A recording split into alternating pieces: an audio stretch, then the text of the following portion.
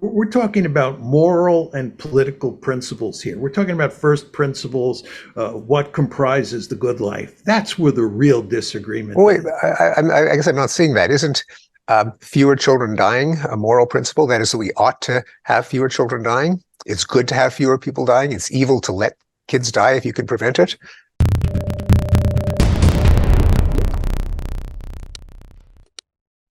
So, John, are you confident that things aren't going to slip backwards again, or do you see new myths forming to replace the older ones?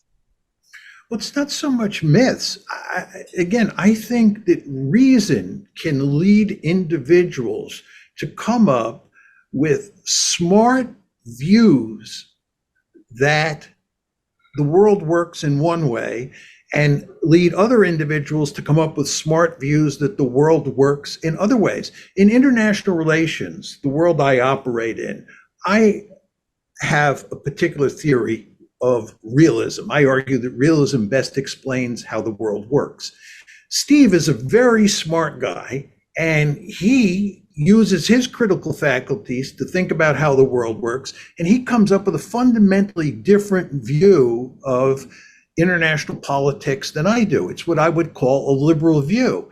And that is my basic point, that smart individuals, right, can use their critical faculties to come up with different views. And when you have different views, how do you have progress? The fact that Steve and I disagree about international progress, about international relations, makes me wonder whether it makes sense to talk about us achieving progress in understanding how the world works. If we take, say, the history of science as our guide, we find that at any given time there are controversies. There are people who yell at each other. There are people who hate each other's guts. There are people who each thinks the other one is stupid. But sometimes enough years pass, enough empirical tests are done, enough arguments are aired, and we find that one of them was right, one of them was wrong. Rewind the clock 80 years, and scientists disagreed over whether heredity was carried in protein or DNA, and the DNA guys won and the protein guys lost. It may be that even in the realm of international relations, if John and I say, and John and his various colleagues and me and my various colleagues even tried to, let's say we had an adversarial collaboration and we tried to make concrete predictions about what would happen in the next year, 5 years, 10 years, 15 years. Time passes and maybe one of us is wrong, one of them is right. And in fact, even in the areas in which retrospectively we made predictions, I think there are some cases in which each of us has probably made predictions that are embarrassed by the course of events. Did Germany try to acquire nuclear weapons? Did the era of one nation state invading another to try to acquire territory go into abeyance? I think each of us did the rate of war increase or decrease after the fall of the transition from bipolarity to unipolarity? Probably if we rewound the clock, probably both of us would have some embarrassments and some successes, but done proactively, maybe our descendants in 25 years will say, oh, liberalism was a good idea, but it was falsified, or vice versa. Maybe realism seemed like a good idea at the time, but historical events have shown it to be wrong. So at any given time, of course, there will be controversy over the controversial issues, but that doesn't mean that controversies are never resolved. I think, Steve, when you're talking about the moral and political realm, as opposed to, let's say, the medical realm, right? In the moral and political realm, it is almost impossible to reach meaningful consensus on a widespread scale. There's always going to be significant disagreement. This is my basic point. How about the desirability of a Marxist-Leninist command and control economy and political system? I think there's not, especially including in academia, there's not complete consensus, but I think that reasonable people would say, yeah, we tried that experiment, didn't work. I think there's no question that ideas come and go, right? And I think that the example of what's happened with Marxism is basically correct. It had its heyday, and it's no longer a very influential ideology. But the point is, it's not that the new ideologies that have appeared and the old ideologies that have hung on have fought with each other, and we've had some sort of dialectical process that has led to a consensus. And my argument is you need a consensus to get progress. And what we're talking about here, the dependent variable, so to speak, is moral and political progress. Let's pick back up with this idea of the individual, for example. The individual, John, Steve's individual is not this isolated entity. They are a multi-social being. They have not abandoned their social belonging. They're members of many different sorts of groups, and that's, in some sense, what is individual about them. It's just that no one predominates. There are distinctions and divisions even within nations. Nations are not unified concepts. What do you think to that? Look, I think when you think about human nature, Sophie, you have to ask yourself a basic question. Do you think that we are first and foremost individuals who form social contracts? This is what liberalism is all about. Or do you think that we are first and foremost social individuals who carve out room for our individualism? Almost all Enlightenment thinkers, and I think this is true of Steve, start with the individual. The focus is on the individual, and it's individual reason that really matters. My argument is that we are first and foremost social animals. We're born and socialized into tribes, what we now call nations. And folks like Steve believe that those tribes get in the way of rational thinking. And they get in the way of coming to some sort of consensus, which equals progress. And this is quoting from Steve. He says, political tribalism is the most insidious form of irrationality today. Political tribalism, which you equate with the nation in your work.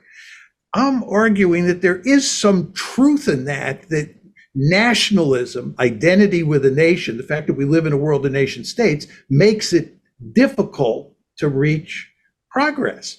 But if you do believe that we are social animals, that causes all sorts of problems for Steve's argument.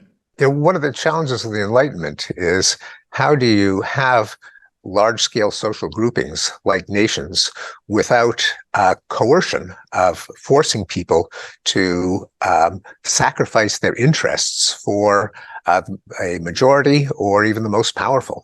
So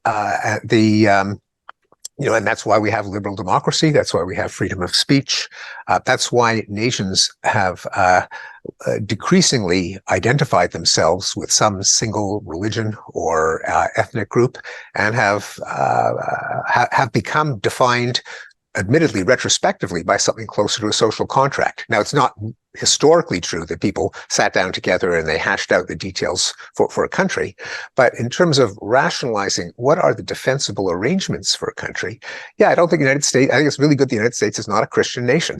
I think it's good that it doesn't define itself as a white nation or even an Anglo nation. The other nations that people want to live in are nations that are multicultural, that accept difference, that recognize rights of individuals. Among the rights of individuals are to affiliate voluntarily with groups like religions or clubs or whatever they want. But to have the violence that is monopolized by a state identified with a particular ethnic group, I would argue is a terrible idea, because you're never going to have only the members of one bloodline, of one kindred, of one ethnic group, of one religion sharing a territory. People move around, they have feet. Every territory has people from multiple backgrounds, multiple tribes, multiple cultures. It's really a bad idea if the wielder of the enormous force called a government serves the interests of only one bloodline. I think that is an ancient idea. I think we naturally regress to it. I do believe in human nature. I, of all people, I wrote a book called In Defense of Human Nature called The Blank Slate. But I do think that there's some features of human nature, like greed, like lust, like exploitation, like sadism, like revenge, that we ought to develop institutions to control. And tribalism being one of them. Now, why do I think that tribalism leads to irrationality? Well, I'll be very concrete. You present the same policy prescription. Here's a way to do healthcare. And you say this came from the American Democratic Party. The Democrats favor it, the Republicans oppose it. They take the exact same policy. You say, oh, this came from the Republican Party. Now the Republicans favor it, the Democrats oppose it. Now that's irrational. Likewise, you give people math problems, results of a study. If it favors a liberal policy prescription, the liberals will overlook mathematical errors and vice versa. And conversely, if it supports a conservative position, if you give people a logical syllogism and it's consistent with a left-wing position, the leftists will think it's logically impeccable. The right-wingers will disagree, and conversely, if the syllogism leads to a different conclusion. So tribalism patently leads to irrationality, classically defined, that is, making math errors and logic errors and logical inconsistencies. And I think it's an incoherent basis for a modern nation state, because nations are all heterogeneous. Look, I'm happy that I live in a country that is not a Christian country, and I'm happy to live in a multicultural country. I do not want to live in a white country, period. Okay, so you and I agree on that. But the point I would make to you, Steve, is that there are a lot of our fellow Americans who disagree with you and me on that. And furthermore, once you go outside the boundaries of the United States, as you well know, there are lots of countries who think that, multi-ethnic societies is a bad thing, and they regret that they have X's or Y's living inside their borders, and they'd like to push them out or suppress them or so forth and so on. There's not a lot of harmony in those multi-ethnic states. And again, that is what underpins my argument that we have not made a lot of progress over time. Yeah. Well, there's part of the argument I'm making is normative. That is, it is true that there are a lot of societies that try to be monolithic ethnostates. I argue that that's, and many of us would argue that that's not viable, that they will be torn by strife because they will have significant minorities, and that it's bad to expel them, it's bad to repress them, it's bad to deny them rights. So there's that normative argument. Then there's the argument of, kind of, are those of us who believe this, are we winning? And it's certainly not true that we have convinced the entire world. But there's a separate question of what has been the trend. That is, do you have more societies that recognize minority rights, that say extend the franchise to every religion and every ethnic group? Do you have more societies that criminalize a religion? It's not unanimous. It hasn't swept over the entire globe, but I think, in fact, that has been the trend. That is, there are more. I have one graph in Better Angels of Our Nature. It hasn't been updated in the last 15 years or so, but over a span of about 60 years, if you plot the number of nations that have various kinds of apartheid or Jim Crow-like discrimination laws on the books, and the proportion that have various kind of affirmative action policies on their books, the curves have crossed. So more countries today actually put a thumb on the scale in favor of their minorities than legally oppress them. Now, it's still not 100% and 0%, and maybe it shouldn't be, but certainly, but the empirical fact of how many people are convinced that this is the way a society ought to be run is also separate from how ought a society to be run. Can we talk about liberalism in the sense that actually it's the political idea, the political concept that does best at handling the sort of differences that we're talking about, and that actually that's why it's so successful. John, what do you think about that? I agree completely with that. I think that liberalism is predicated on the assumption that individuals cannot agree about first principles. They cannot agree about questions of the good life. And sometimes those disagreements are so intense that people kill each other. So liberalism deals with that fundamental set of problems, right, by creating civil society, by giving people room to live life the way they see fit. Liberalism also privileges individual rights. It says that you, Sophie, have the right to live this way. I, John, have the right to live this way. And we can live life the way we see fit in civil society. Furthermore, liberalism preaches tolerance. And the reason that liberalism preaches tolerance is because, again, people can't agree on first principles. So if you and Steve have fundamentally different views on religion, and there's a danger that one of you will kill the other because of that disagreement, what you want to do is inculcate you with tolerance, teach you to tolerate each other's different views. And then finally, liberalism privileges the creation of a state to make sure that no single person is in a position to kill another person. But that's what liberalism is all about. It's all about dealing with the fact that there is no consensus. There is no consensus on political and moral questions of the first order. So is progress, Steve, really, when it comes down to it, actually just acknowledging that no consensus is really possible? We just have to learn to live and manage these differences as best we can. Is that actually an alternative account of progress? Well, Certainly you could make that argument, but my point is just quickly, Steve, I think that's not Steve's definition of progress. Yeah, I think that it's a component, but it's not the definition of progress. I would define progress as enhancements in human flourishing, and I gave a list of health, safety, sustenance, the things that people want for themselves, basically, when given a choice. But yes, the fact of disagreement stemming from the undeniable fact that humans are different, both individually and culturally, but nonetheless have to come to working arrangements despite that disagreement. The fact that despite the disagreement, some factual opinions are better than others. We don't know them a priori because we're not. The truth has not been vouchsafed to us from some deity. It hasn't been stated in the scriptures. We got to blunder along and discover what the truth is. Likewise, we've got to experiment, blunder to find the best arrangements for living together. And some of them work better than others in terms of the criteria of enhancing human flourishing.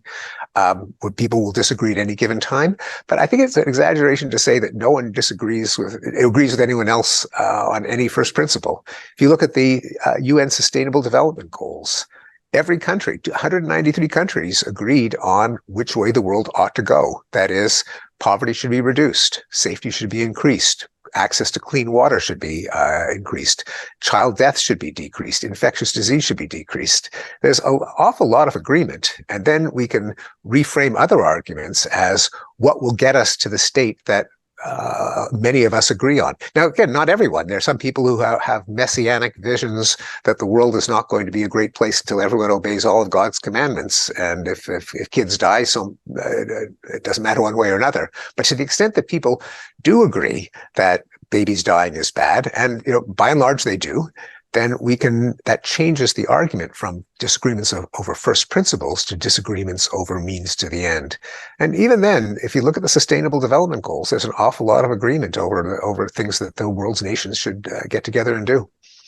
I just don't think, Steve, there's any disagreement on issues of safety, health, and sustenance. That's not the issue. We're talking about moral and political principles here. We're talking about first principles, what comprises the good life. That's where the real disagreement is. Wait, I guess I'm not seeing that. Isn't fewer children dying a moral principle? That is, that we ought to have fewer children dying. It's good to have fewer people dying. It's evil to let kids die if you can prevent it. No, I think that's so obvious as to not even be interesting. I mean, but wait a second. But then those are first principles that everyone agrees on.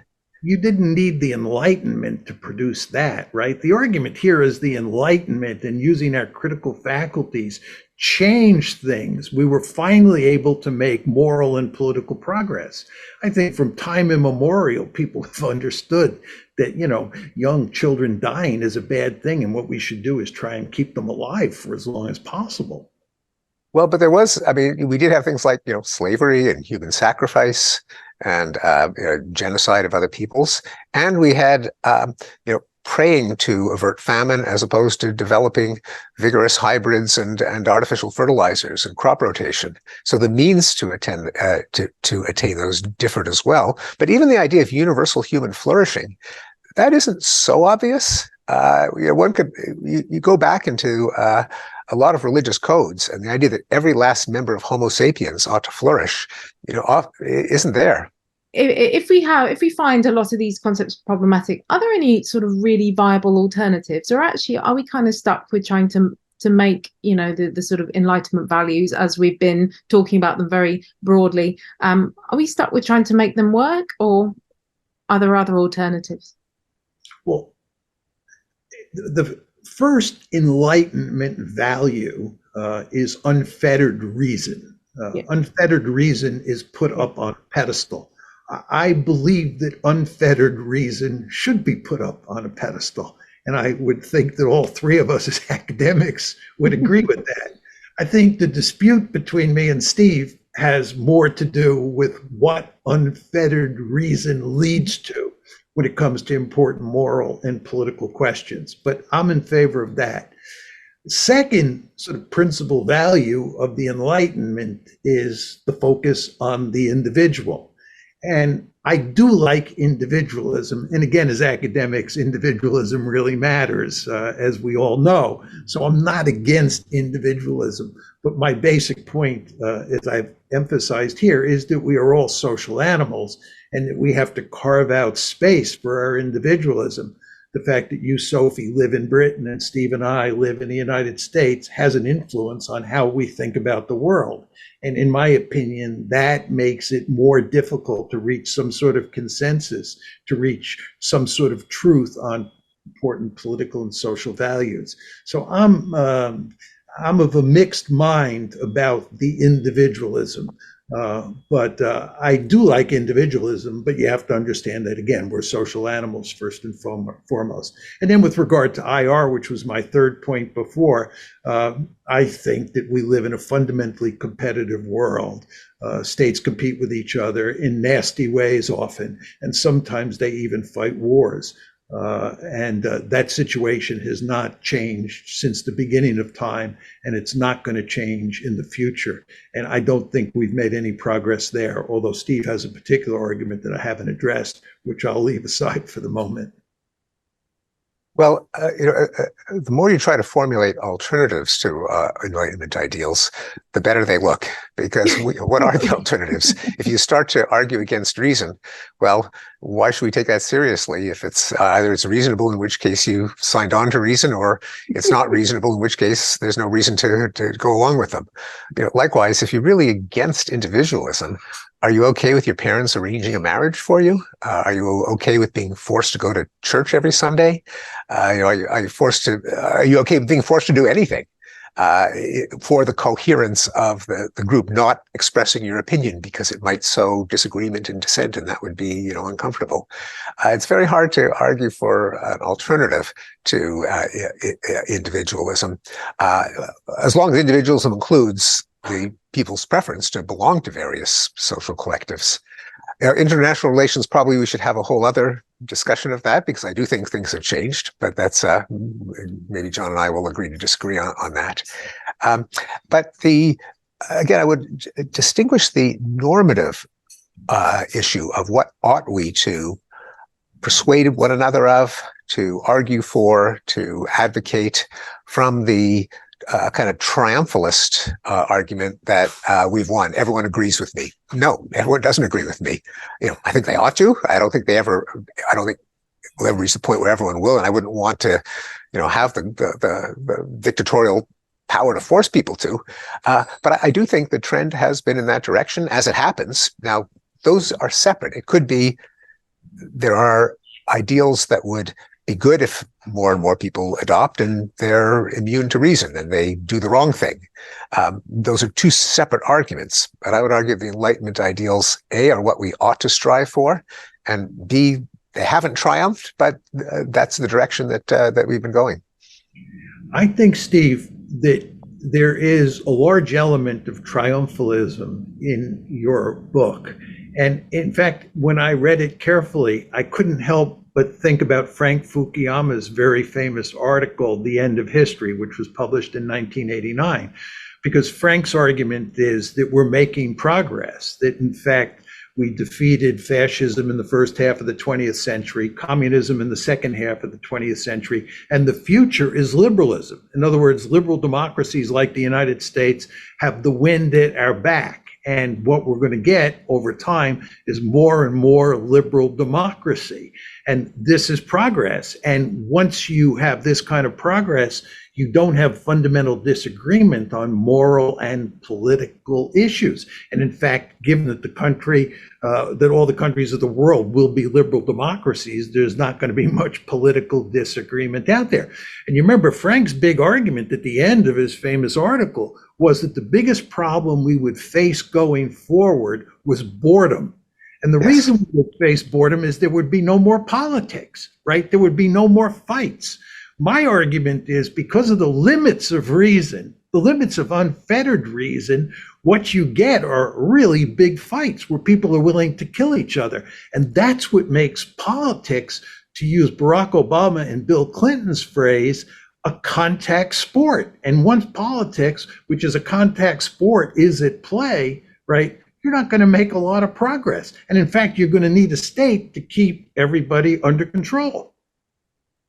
Yes, and of course, the end of history was deliberately ambiguous in the two ways that I mentioned. Between that is, you could read it as the goal, the direction that political systems are aiming at or ought to aim at, and the factual claim that in fact we've got there, that history in terms of, say, great conflicts has ended. I read him as arguing more for the former than the latter. And of course, he wrote it before the Berlin Wall fell, before the Cold War ended. If you're just going to tally up the number of liberal democracies, he had a point in that they certainly increased subsequent to writing it. Now that process has stalled, has even gone a bit backwards. And, you know, maybe you and I could have a friendly bet over whether in we won't be alive in probably in 25 years to settle the bet, but whether there'll be more liberal democracies or more autocracies. Well, and on that note, Steve, John, thank you. That was absolutely fantastic. I'm sure everyone watching will join me to thank you very much for such an interesting discussion.